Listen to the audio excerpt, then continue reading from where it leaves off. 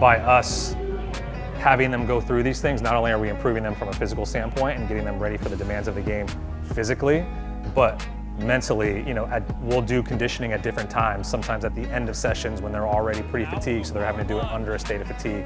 Sometimes it's a within session, you're doing a drill and there's a group of 8 players that are not in the drill and they're off doing a block of conditioning and then they got to go right back in the drill. So again, you're challenging them physically and mentally at different ways, and so hopefully that carries over into the actual regular season where they've been through that and they've had to push through that mental block at times. When they hit those barriers in matches at different times of the season, they can push through because they've done it before.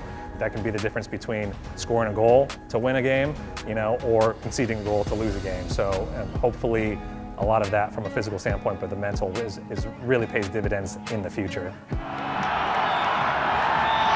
That is it! The crown belongs to Charlotte! And for the first time in club history, Charlotte FC has won a season opener! The ultimate goal is how can we get a guy to 90 minutes as well as strong as they can for week 1, but also knowing that it doesn't stop there, that we got to continue to plan 6 to 8 weeks into the season before we really hit that full fitness component. The goal is how do we set them up best for week 1 of the regular season. Then within that, how do we keep them healthy and keep them pushing from preseason week 1 to I'd say week 5 leading into the regular season, week 6. So how do we progressively overload that is safe, to set guys up for 90 minutes, and then continue that in another 6 to 8 week block that sets us up for the season. We can track guys' progress throughout the longest season in professional sports. So when do we want our guys peaking? When do we expect them to peak? When do we need them to level off when we're thinking about upcoming matches, tournaments, any type of preparation that we've got? And then when do we expect to see fatigue with the congested fixtures that naturally every team is going to have through a year?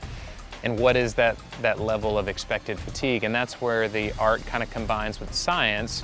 We use what the player tells us with the things that we can measure and the things that we see to ultimately help limit some of those peaks and valleys that predispose players to injuries. As we look back and maybe we look at how the first match goes from a physical component, can we look back and say, hey, the program we've given and prescribed and executed, was that the best based on maybe some of the physical metrics from the first match? And if the answer is yes, then we built a really good preseason program. If the answer is no, then how do we change that for the future? But now how do we adapt the next 5 to 6 weeks to make sure we are setting them up for success? Good job, good job. Let's go!